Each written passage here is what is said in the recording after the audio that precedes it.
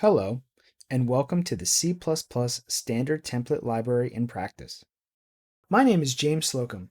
I've been programming with C++ for 11 years, specializing in high availability, real-time video streaming software and web services. C++ has changed a ton since when I first started learning it in college.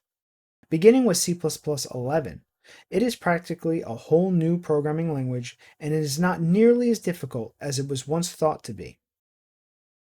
Let's take a look at what you'll be learning in this course. In this course, we will cover 7 key topics of the standard template library, covering C++ 11, C++ 14, and C++ 17 standards. We will start with an introduction section.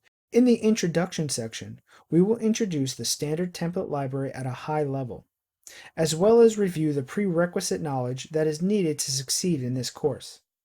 Things like creating your own template classes and functions, the standard string and exception handling. We will also cover basic I/O and regular expressions. And then to wrap up this section, we will do a project.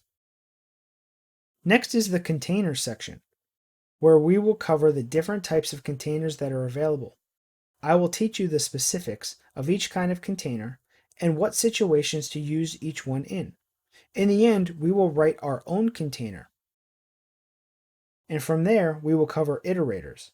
In the iterator section, we will learn about how the iterator is C++'s answer to writing generic functions that can work on any container. We will learn about the different types of iterators and how they build upon each other.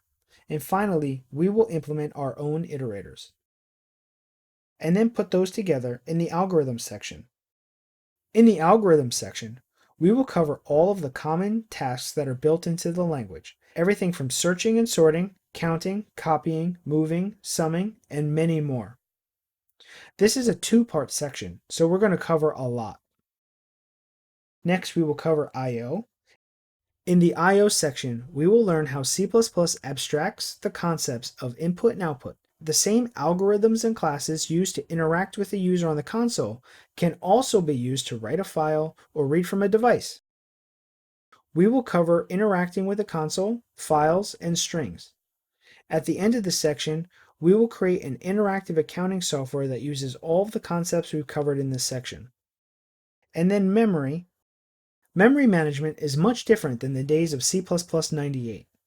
In the memory section, we will learn how to leverage the various classes and algorithms to have the compiler manage our memory for us. We will also cover allocators, and in the end we will define our own allocator. And finally, we will finish up the core material with threading. In the threading section, we will learn about all of the great standard threading additions made in C++ 11 and after. We will learn how to use threading to perform multiple tasks simultaneously. And we will wrap up this section with a multi-threaded duplicate file finder project. Then, if you haven't had enough C++ by then, you could dive into the C++ 20 preview section and learn about 3 fantastic new features that are just around the corner. They are concepts, modules, and coroutines. To make the best use of this course, you must already know the fundamentals of C++. You should have a programming environment that you are comfortable with, set up and ready to go, and that environment should support C++ 17 or later. Each section is made up of several related concepts, and those topics are presented as follows. First, I will introduce you to the concept, explaining why it is important. Next, I will show you the details you need to actually use these concepts in your own projects. And finally, we will go through functional code examples that will reinforce the concepts covered. C++ is the shoulders on which the world of modern software sits. All the fancy new languages and virtual machines are all built with C++. Knowing C++ will help you understand how computers work at a lower level, as well as help you squeeze the maximum performance out of your machine. I look forward to being your guide to mastering the C++ standard template library.